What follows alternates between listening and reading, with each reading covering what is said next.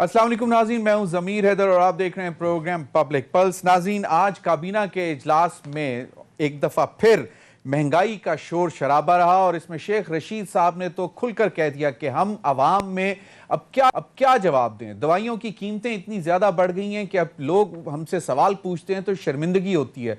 इस पर डॉक्टर फैसल सुल्तान साहब ने कोई ब्रीफिंग भी देने की कोशिश की, लेकिन फैसला ये किया गया कि जो ड्रैप है, drug regulatory authority of Pakistan, उसको कहा गया है कि इसको मज़ीद वज़ा करें कि किस तरह कीमतें कम की जा सकती हैं। ना सिर्फ अद्वियात की, आटा, चीनी और जितनी भी अशिया खुर्दोनोश हैं उनकी कीमतों के हवाले से आज काबीना में शोर रहा और प्राइम मिनिस्टर ने कहा कि ये मसला इस वक्त सबसे ज़्यादा अहम है और वो फौरी तौर पर इसका हल करके ही दम लेंगे।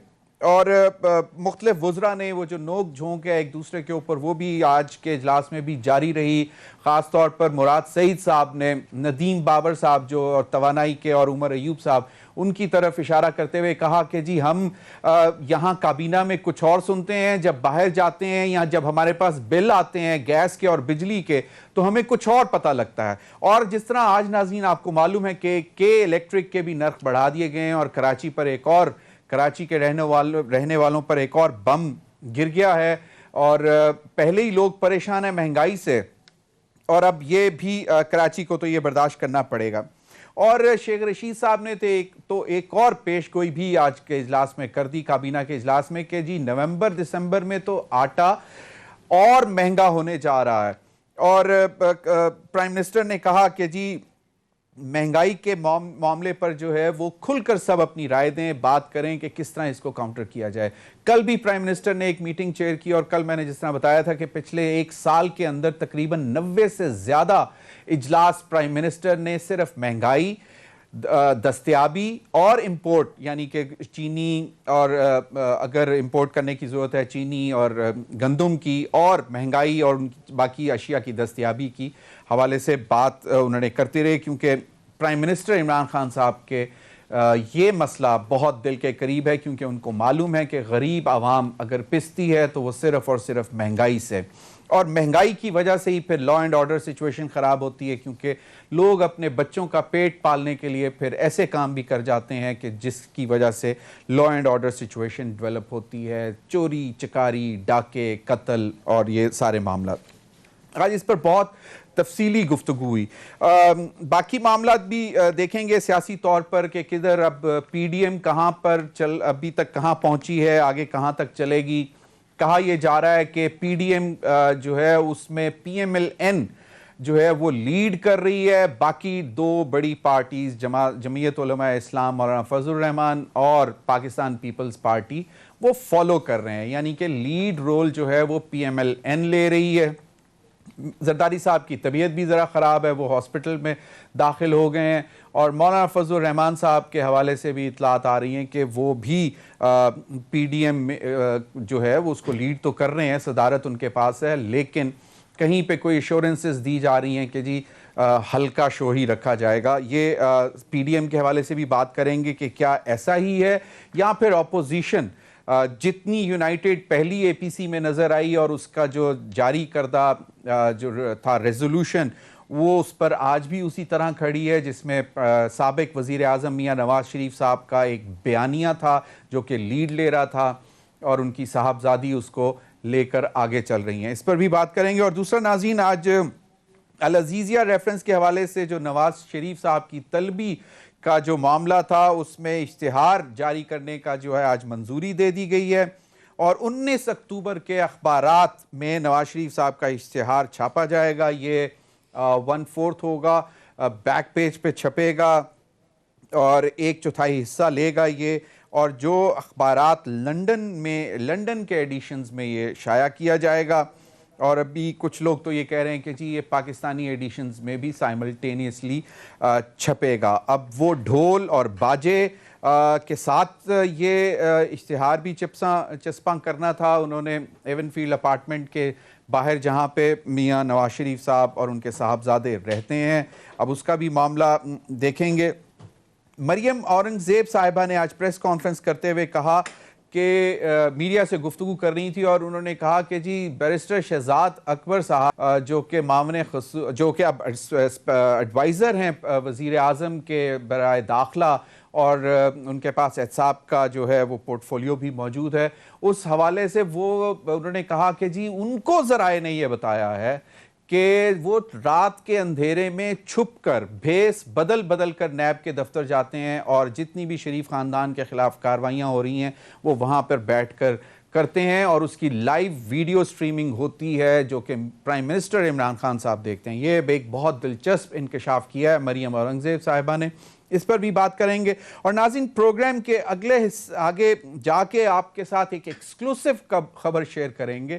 گزشتہ ہفتے پرائم منسٹر کے ساتھ بینکس کے سربراہان اور مالکان کی ملاقات ہوئی تھی اور اس میں وہ ملاقات بیسیکلی نوجوان جو آپ کا پروگرام ہے جن کے لیے لونز کا دینے کا جو پلان ہے کہ کامیاب نوجوان پروگرام کے حوالے سے وہ ملاقات تھی، لیکن بینکنگ سیکٹر اس ملاقات سے کیا لے کے گیا؟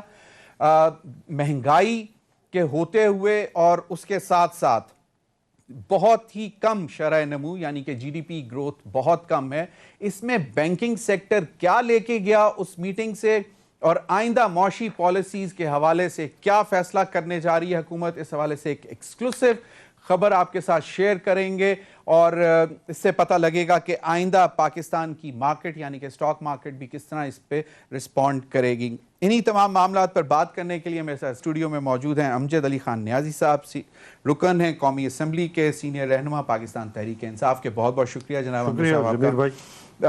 انور بیگ صاحب سینئر سیاستدان ہیں، مجھے اسکائپ پر جوائن کیا ہے اور ہم توقع کر رہے ہیں کہ بیرسٹر دانیال چودھری جو کہ پاکستان مسلم لیگ نون کے رہنما ہیں وہ ہمیشہ اسٹوڈیو میں کچھ دیر میں جوائن کریں گے۔ پہلے مریم اورنگزیب صاحبہ نے جو گفتگو کی وہ ذرا سن لیں، اس کے بعد پھر اپنے پینلسٹ سے اس کا جواب چاہوں گا۔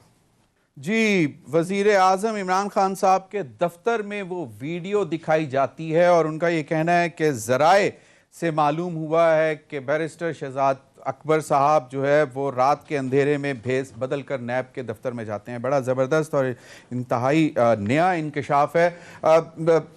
انور بیگ صاحب سے شروع کرتا ہوں۔ انور بیگ صاحب، یہ نیب کے معاملات جو ہیں آپ ہمیشہ کہتے ہیں کہ اتنے عرصے سے ہم صرف سنتے ہی آ رہے ہیں، کچھ ہوتا نہیں ہے، یہ تو اس حد تک جا رہے ہیں کہ جی معاملات پرسو کرنے کے لیے، چیزیں دینے کے لیے جو انویسٹیگیشنز ایف آئی اے سے کروا رہے ہیں یا مختلف طریقے سے حاصل کر رہی ہے حکومت، وہ نیب کو پہنچا رہے ہیں۔ تو آپ کیا سمجھتے ہیں کہ اس کا کوئی نتیجہ نکلے گا یا پھر بس اسی طرح جس طرح پہلے ہوتا تھا ابھی ویسے ہی ہوگا؟ تھینک یو ضمیر صاحب for having me on your show. ضمیر صاحب، میرا ایکسپیرینس یہ کہتا ہے کہ کچھ بھی نہیں ہوگا۔ Eventually every body will go scot free, یہ میں شروع دن سے کہہ رہا ہوں۔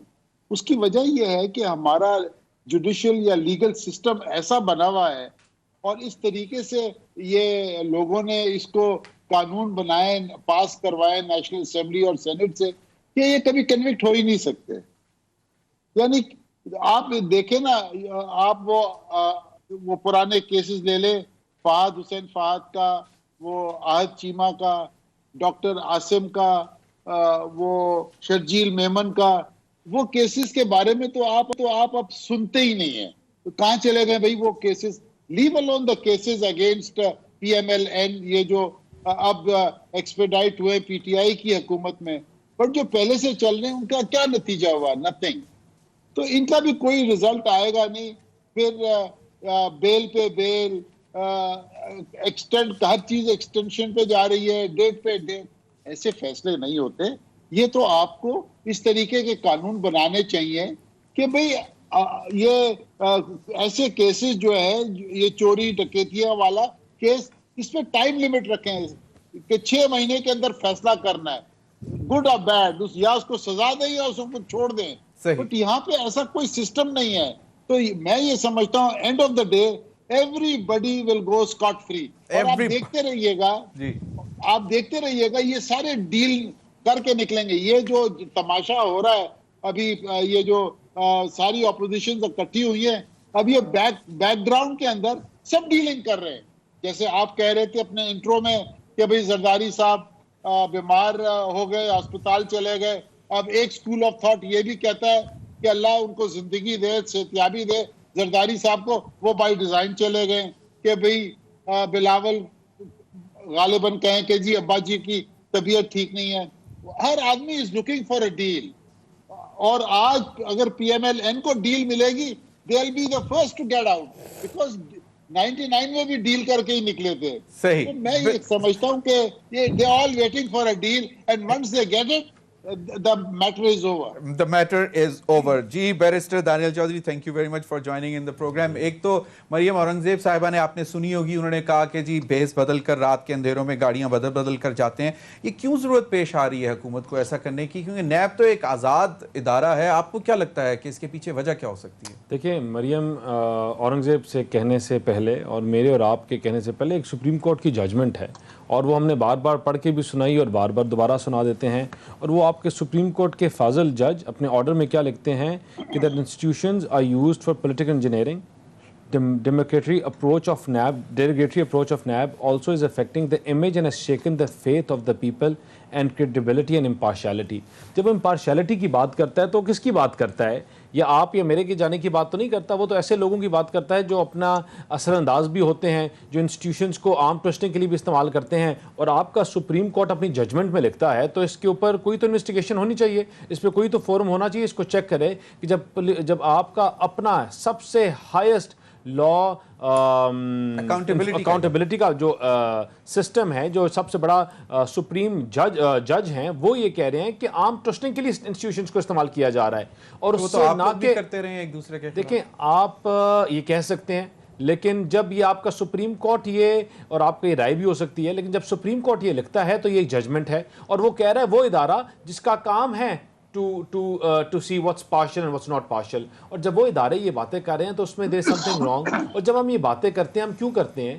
کیونکہ آپ کو اکاؤنٹیبلٹی اکراس دا بورڈ ہوتے ہوئے نظر نہیں آتی. آپ کو معلوم جبا اسکینڈل تو ادھر ہی کھڑا ہوا نظر آتا ہے. آپ کو بی آر ٹی جو آج تک اسٹے آرڈر کے پیچھے ہے وہ تو ادھر ہی کھڑی ہوئی رہتی ہے. آپ کو اور جتنے ان کے کیسز ہیں آج کے, اب مجھے بتائیں کہ آٹا کا جو ایشو, آٹے کا ایشو تھا, جو چینی کا فقدان تھا جو ایشو تھا, جو پرائس ہائیک آئی, جو اسی طرح ٹڈیدل کے حملے کی وجہ سے, یہ تمام چیزیں جس کی وجہ سے آپ کی حکومت کو اربوں روپیہ نقصان ہوا, اس کی کیا اکاؤنٹیبلٹی ہوئی ہے؟ اس کی اکاؤنٹیبلٹی کیا چیز سامنے آئی ہے؟ آپ کے ٹیکس کلیکشن کوئی انسٹیٹیوشن ہے جو پوچھ رہا ہے کہ آج 3,950 ارب کیوں ہے ٹیکس کلیکشن؟ آج سے 2 سال پہلے پاکستان مسلم لیگ نون اس کو 4,000 ارب چھوڑ کے گئی تھی.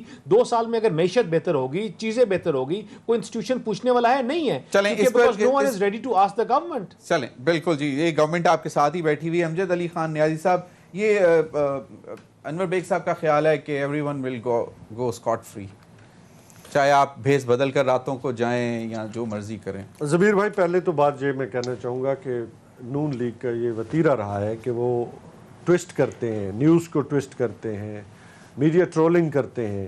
یہ پرانی بات ہے, اور ان کا جو آج کا جو یہ بیانیہ تھا ان کا مقصد تھا کہ ہم ادارے کو یا اداروں کو انڈر پریشر لا کے ہم ڈیل یا ڈھیل کی طرف لے کے جائیں, اور اس لیے کہ وہ سمجھتے ہیں کہ جو چیزیں منطقی انجام تک جا چکی ہیں اور جانے والی ہیں, کیونکہ ان کا ایک ہی کام تھا کہ ہم نے کرپشن کو فروغ دینا ہے, کرپشن کو دوام بخشنا ہے. اور اسی لیے ابھی میرے ایک بھائی نے ایک سپریم کورٹ کی ججمنٹ کو پڑھا, لیکن سپریم کورٹ نے ایک ججمنٹ پہلے بھی دی تھی. اس نے کہا کہ یہ سیسلین مافیا ہیں اور یہ مافیا کا روپ دھار چکے ہیں, تو یہ بھی ان کے پاس ججمنٹ ہے, وہ بھی کم از کم پڑھ لیا کریں تاکہ قوم کے سامنے جو چیزیں ہیں وہ, تاکہ آج پرائم منسٹر نے جب مہنگائی کے اوپر بات کی تو انہوں نے کہا کہ ہمیں یہ بھی دیکھنا ہے کہ مافیاز کتنے مطلب سٹرونگ ہیں, کیونکہ 71 ایئرس میں اتنے سٹرونگ ہو گئے اور بڑے بڑے اداروں کو وہ بلیک میل کرتے رہے, گورنمنٹیں انہیں فیسیلیٹیٹ کرتی رہیں. لیکن آج اللہ کا شکر ہے کہ پاکستان تحریک انصاف کی گورنمنٹ اور عمران خان ان کارٹیل کو بے نقاب کر رہے ہیں, اور ان کی باقاعدہ انویسٹیگیشن ہو رہی ہے کہ اس میں کون کون انوالو ہے, چاہے کوئی بھی ہو, اس کو قانون کے دائرے میں لے کے آئیں گے اور ان کے خلاف ایکشن بھی ہوگا اور ہو رہا ہے، تاکہ یہ ملک کے اندر جو انارکی پھیلانا چاہتے ہیں، جو مہنگائی لے کے آنا چاہتے ہیں، یا لوگ غریب عوام کو لوٹنا چاہتے ہیں، ان کے خلاف گورنمنٹ انتہا تک جائے گی، چاہے اسے کچھ بھی کرنا پڑے۔ دیکھیں ہمارا ایک نظریہ، ہم ایک نظریے کے تحت آئے ہیں۔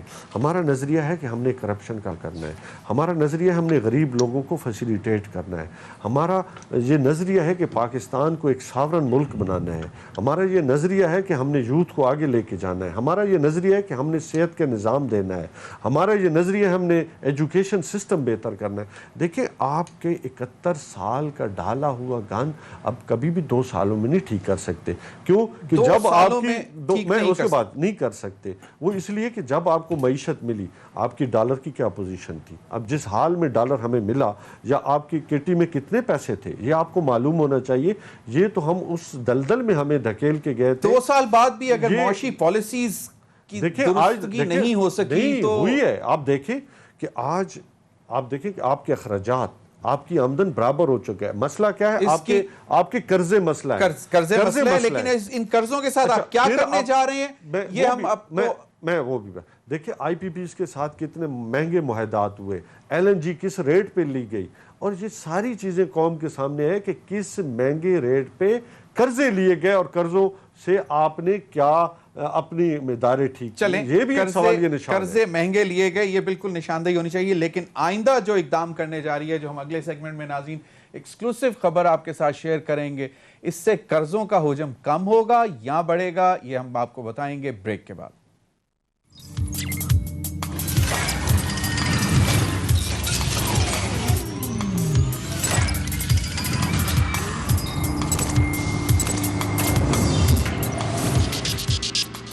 ویلکم بیک ناظرین۔ پروگرام کے شروع میں نے آپ کو بتایا تھا کہ جو بینکنگ سیکٹر کے سربراہان اور مالکان کی ملاقات ہوئی تھی، وہ بیسکلی تو نوجوان پاکستان، کامیاب نوجوان پاکستان کے شعبے کے لیے تھی کہ ان کو لونز کیسے دیے جانے، اور پرائم منسٹر کا بہت زور تھا۔ لیکن اس میٹنگ سے بینکنگ سیکٹر کیا لے کے گیا وہ ہم آپ کو بتانے جا رہے ہیں کہ حکومت نے شرح سود یعنی کہ انٹرسٹ ریٹ جو 7% پہ لے کر آئے تھے کرونا اور کووڈ کے دنوں میں، اور انہوں نے کہا تھا کہ جی لوگ کیونکہ اپنے قرضے نہیں اتار سکتے اور بہت مشکل ہے، تو اس کو انٹرسٹ ریٹ کو کم کیا تھا۔ لیکن اس ملاقات کے بعد بینکنگ سیکٹر نے اپنی مشکلات بتائیں اور انہوں نے کہا کہ جی اب ہمارے لیے بہت مشکل ہوتا جا رہا ہے، لوگ اپنے ڈپازٹس بھی نکال رہے ہیں، تو اس کو بڑھانا پڑے گا۔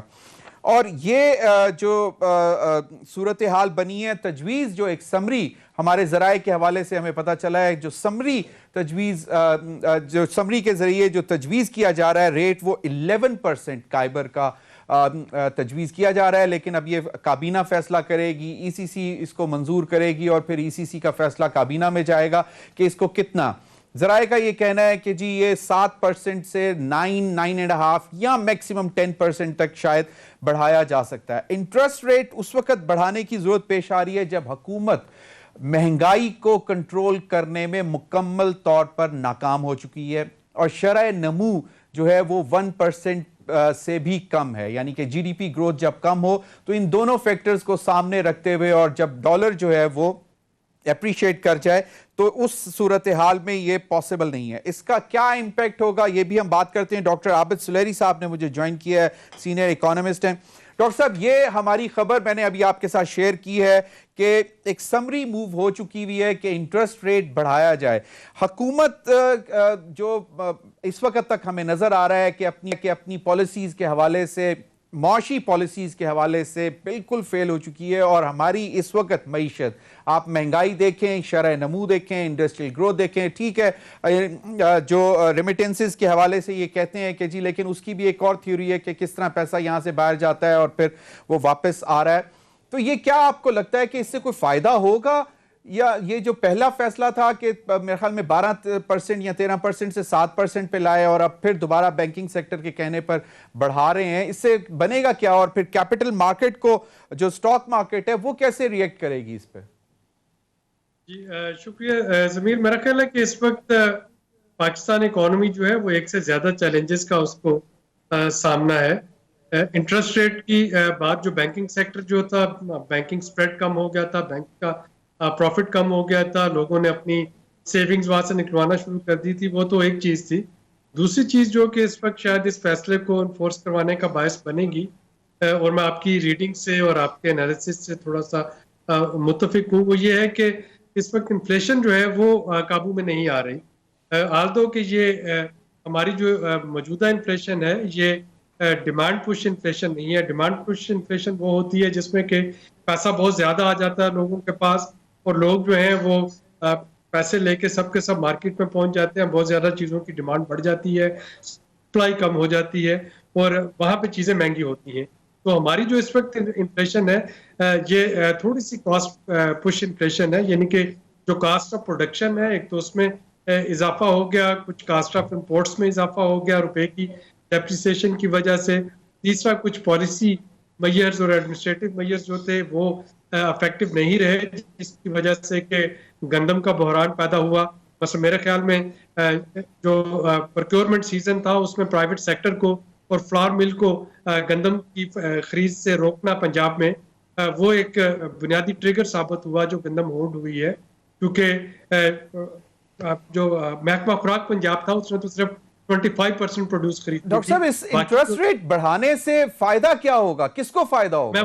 मैं उसी पे आना चाह रहा था कि जब इन्फ्लेशन बढ़ जाती है तो जो थ्योरी आपको बताती है वो ये है कि इन्फ्लेशन को रोकने के लिए इंटरेस्ट रेट बढ़ा दिया जाए, और गो के हमारी मौजूदा इन्फ्लेशन जो है वो डिमांड ड्रिवन इन्फ्लेशन नहीं है, वो कास्ट पुट इन्फ्लेशन है। लेकिन उसके बावजूद जो हल निकाला जाएगा थ्योरेटिकली वो यही होगा कि जी चूंकि महंगाई काबू में नहीं आ रही तो चलें इंटरेस्ट रेट जो है वो बढ़ा देते हैं। और हमने पहले ही कहा था कि अगर इंटरेस्ट रेट नीचे आएगा तो महंगाई बढ़ेगी, तो अब महंगाई बढ़ गई है, लिहाजा इंटरेस्ट रेट बढ़ाना डॉक्टर पड़ेगा। साहब, क्विकली, आई नो आपने किसी और चैनल को भी टाइम दिया हुआ है। माय पॉइंट इज कि जब इंटरेस्ट रेट कम किया गया था तो स्टॉक मार्केट 6000 पॉइंट्स प्लस गई थी, और कहा यह गया था कि उस वक्त सीमेंट, ऑटोमोबाइल और फर्टिलाइजर सेक्टर ने बहुत गेन किया था।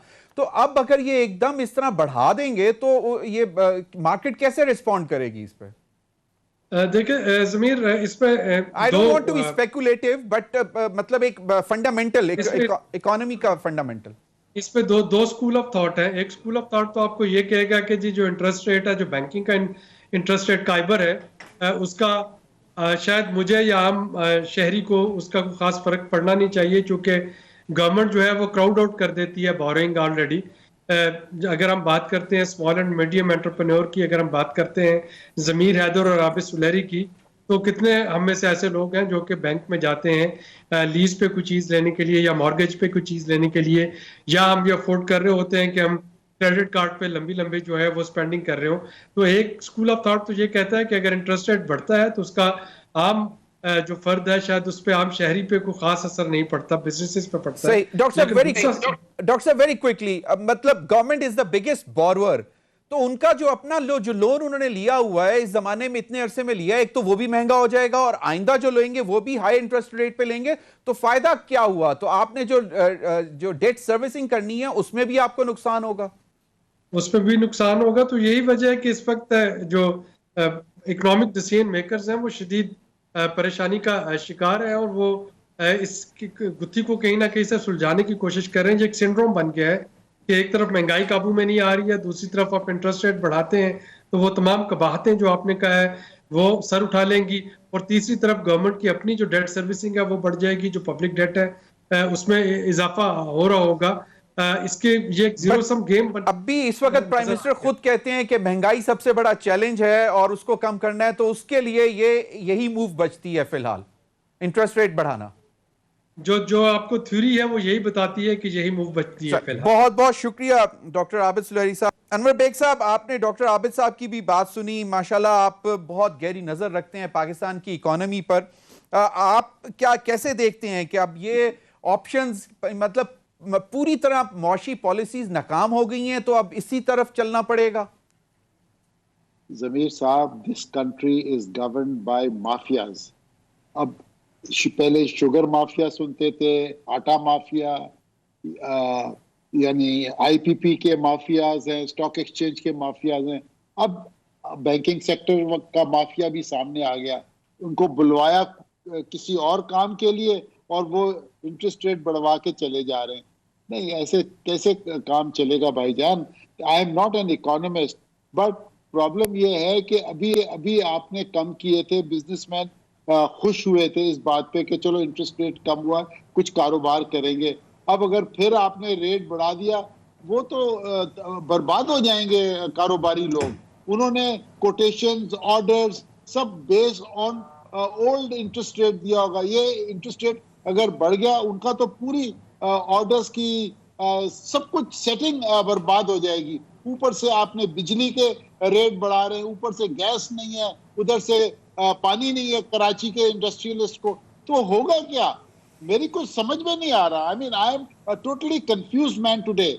मैंने आज पेपर में पढ़ रहा था, आपने भी पढ़ा होगा, कि होम रेमिटेंसेस बढ़ गई हैं। अरे होम रेमिटेंसेस ये पाकिस्तानी वर्कर भेजता है। पिछले 6 महीने में तो मुश्किल से 1000 भी आदमी नहीं गया, 1000 भी नहीं गया, उससे भी कम गया है। यानी because of this Covid problem ये रेमिटेंस कहां से बढ़ रही है? बिल्कुल, मुझे कोई जवाब दे ना। बिल्कुल, वेरी राइट। ये क्वेश्चन है, और आज डॉक्टर फरूख सलीम ने भी ट्वीट किया कि जो साउथ एशिया में सोर्सेज वर्ल्ड बैंक की हैं कि जी लोएस्ट जीडीपी ग्रोथ 0.50 और इंडिया इज 5.40 और प्रोजेक्टेड 2021 का इन्फ्लेशन इंडिया 3.5 और Pakistan 12%। So this is going to be a big question. इस पर मजीद बात करेंगे। अभी वक्त हुआ एक ब्रेक का, नाज़रीन हमारे साथ रहिए।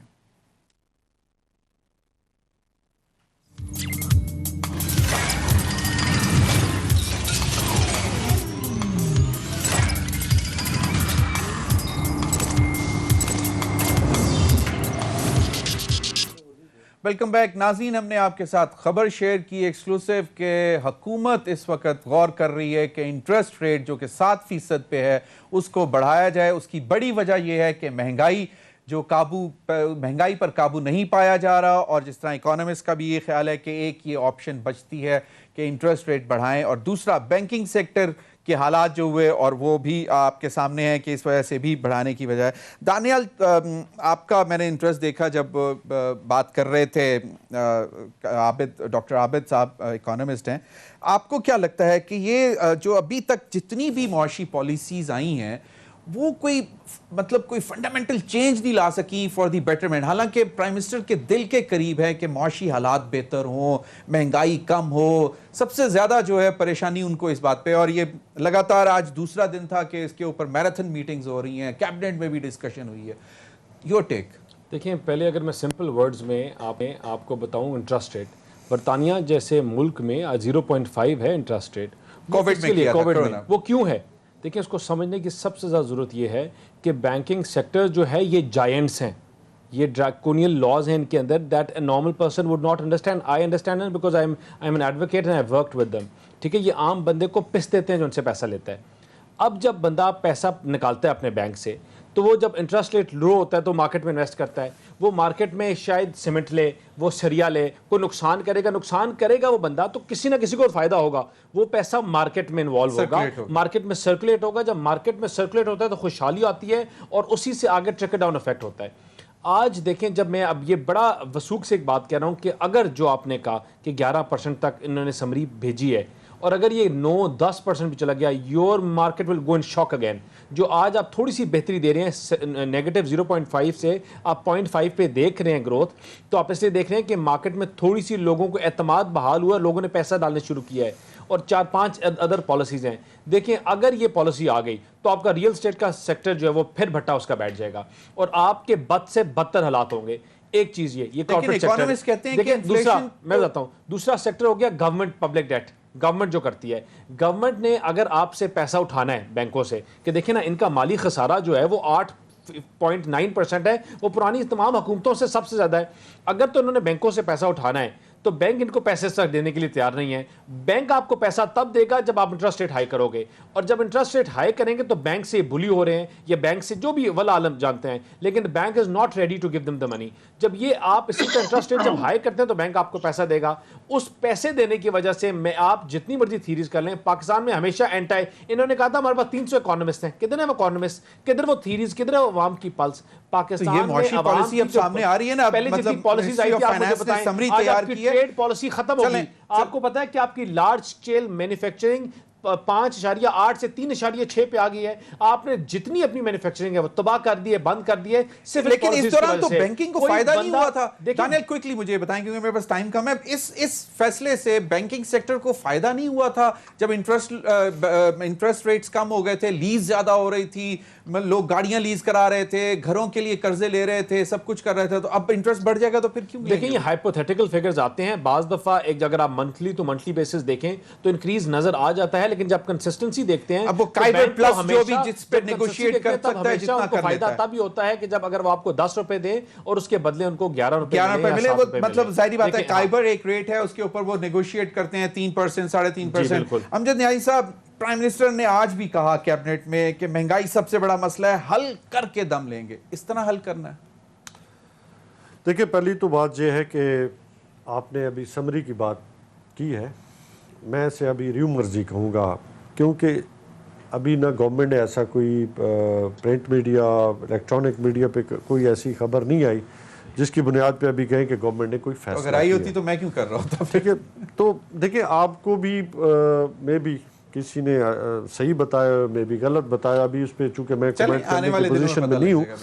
देखिए बिल्कुल इसमें कोई शक नहीं है कि पाकिस्तान के जो मुआशी मामलात हैं, जब गवर्नमेंट पाकिस्तान तहरीक इंसाफ की आई, उसे इकॉनमी इस हालत में मिली जिसके ऊपर आप कह सकते हैं कि आपके पास कुछ भी नहीं था। और ये गवर्नमेंट की मैं समझता हूँ कि ये भी कामयाबी है कि उसने मुश्किल अदवार तरीन हालात में से मामलात संभाले, अपने Agreed। संभाले, बल्कि आपने देखे कि कोरोना जैसे मुश्किल हालात में आपने 1200 अरब रुपए का पैकेज दिया, आपने इंटरनेशनल जो डोनर एजेंसी से उसके आपने नेगोशिएशंस की, फिर आपने अखराजात और आमदन में आप बैलेंस में लाए, 20 अरब डॉलर जो है आपका जो फिस्कल डेफिसिट था उसको कम किया। देखिए मामलात आप अगर माजी के अंदर लेके जाएं तो वजह यह है कि आज भी आपके लिए जो मसाइल हैं वो आपके महंगे कर्जे हैं, और आपकी महंगी बिजली है policies और महंगी haunt कर गैस रही हैं है। आज भी देखिए आपको। आपका नॉन डेवलपमेंट बजट जो है आपको हिट कर रहा है, हर जगह पे हिट हर कर जगह रहा है। बिल्कुल सही है, फिर लेकिन एक तरफ आप लोग बहुत एग्रेसिवली जा रहे हैं। बिल्कुल शॉर्ट कमेंट बेग साहब, ये क्या ऑप्शन है? क्योंकि प्राइम मिनिस्टर कहते हैं कि महंगाई खत्म करनी, इसके अलावा कोई आपको लगता है कि कोई और ऑप्शन हो सकता है जिससे महंगाई पर काबू किया जाए, मईशत का पहिया भी तेज चले? देखिए, मैं तो ये कहूंगा एंड के अंदर के I pity prime minister Imran Khan के he is been surrounded by mafias, और मुझे ये लगता है कि प्राइम मिनिस्टर साहब की इतनी ज्यादा अंडरस्टैंडिंग इश्यूज पे नहीं है, और उसके अलावा he has inherited a broken standing car. इनके पास ना पेंटर है, ना डेंटर है, ना पंचर बनाने वाला है, ना मैकेनिक है, वो गाड़ी चल ही नहीं रही है, एकदम स्टैटिक खड़ी हुई है। इस बात पे एग्री करते हैं कि वो ब्रोकन डेंटेड कार मिली थी इनको? Yes, I would agree there, You're- but he needs to have the mechanics. यानी उन्होंने सबको कौम को ये वादा किया था कि ये सबसे हमारा चीफ इंजीनियर है असद उमर साहब, वो उसके पास सारे प्लान्स रेडी है, बट जब वो पावर में आए, जब फाइनेंस मिनिस्ट्री थी, द मैन वाज बस्टेड। तो I mean and he disappointed the prime minister, उसको हटा दिया गया था। तो मैं ये समझता हूँ he does not have the correct people around him to advise him कि किस तरीके से way forward है to take this country out of this mess we are in. Sir मैं आपको खाली ब्रोकन डेंटेड कार की हिस्ट्री बता दूं। Quickly, आपकी 30 इकोनॉमी seconds. 5.9 पे थी, आपका इन्फ्लेशन 3.5 पे था, आपकी stock market highest in since 1947 थी, टैक्स कलेक्शन 4000 अरब जो आप तक आज तक किसी पाकिस्तानी साहब, ने नहीं देखा। ये सारी चीजें थी dented जब car आपको थी, और हुकूमत आज आप मिली। कंपैरिजन करके बेग देखें। साहब एग्री कर रहे हैं आपसे, लेकिन दानियल कह रहे हैं ये सारी चीजें थी। ये तो फिगर्स है ना जो देखिए, मतलब इकोनॉमिक आप सर्वे ये में भी देखिए कि आप 20 अरब डॉलर जो है ना फिस्कल डेफिसिट था Fiscal आपके, deficit। अच्छा सर्कुलर डेट जो था 1300 बिलियन रुपीस पे था। बिल्कुल था। आप देखें उसमें आप I'm कोई sorry, इदारा बिल्कुल आप कोई सही कह इदारा रहे हैं। ऐसा अमजद नहीं अली था खान न्याजी जो साहब, बैरिस्टर ग्रोथ दानियल देता चौधरी, सेनेटर अनवर बेग साहब, आप तीनों का बहुत बहुत शुक्रिया। नाज़रीन अब तक के लिए इतना ही, इजाजत दीजिए, अल्लाह हाफिज।